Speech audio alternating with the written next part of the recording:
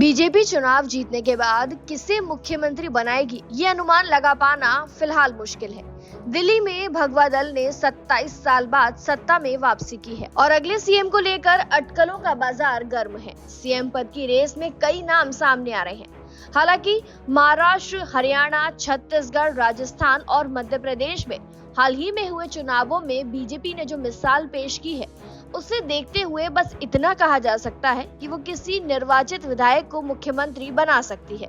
दिल्ली का सीएम बनने की रेस में कई नाम सामने आ रहे हैं। इनमें से 2 नाम ऐसे भी हैं जो दिल्ली के विधायक नहीं हैं, लेकिन दिल्ली के सीएम बनने की रेस में सबसे आगे चल रहे हैं। परवेज साहिब सिंह वर्मा, इन्होंने अरविंद केजरीवाल को हराया है और इनके पिता 3 दशक पहले दिल्ली के सीएम थे। ऐसे में परवेज वर्मा का नाम सबसे आगे चल रहा है।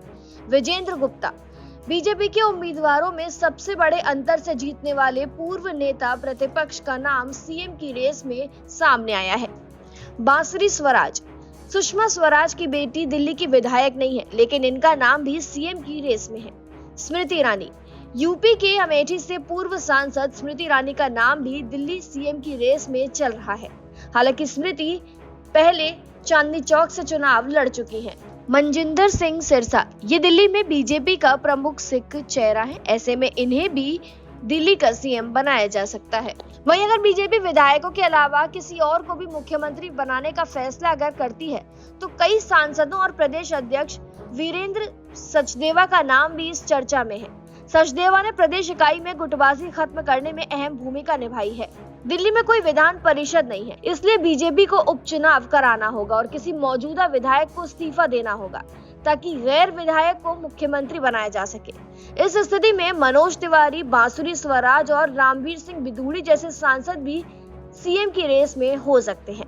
दिल्ली चुनाव में पूर्वांचली मतदाताओं की अहम भूमिका रही है और आगामी बिहार चुनाव को देखते हुए बीजेपी इस फैक्टर पर भी विचार कर सकती है।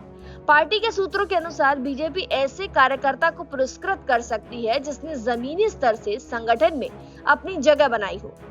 इस मामले में एक वरिष्ठ बीजेपी नेता का कहना है कि दिल्ली में बीजेपी सरकार के नतीजे 6 महीने के भीतर सड़कों पर दिखने चाहिए, इसलिए एक विकास प्रधान चेहरे को मुख्यमंत्री बनाए जाने की संभावना भी जताई जा रही है। हालांकि बीजेपी अक्सर चौंकाने वाले फैसले लेती है, इसलिए अंतिम नाम किसी को भी चौंका सकता है। वहीं दिल्ली में जातिगत संतुलन बनाए रखने के लिए बीजेपी उप मुख्यमंत्री पद पर भी विचार कर सकती है। पिछले साल छत्तीसगढ़, मध्य प्रदेश, ओडिशा और राजस्थान में 2-2 उप मुख्यमंत्री बनाए गए हैं, लेकिन हरियाणा में एक ही है। हालांकि उप मुख्यमंत्री तय करने का कोई निश्चित फॉर्मूला नहीं है। दिल्ली की विधानसभा महज 70 सीटों की है, लेकिन फिर भी पार्टी यहाँ संतुलन बनाए रखना चाह सकती है। फिलहाल के लिए जानकारी में इतना ही। खबरों के लिए जरूर सब्सक्राइब करें भारत एक्सप्रेस।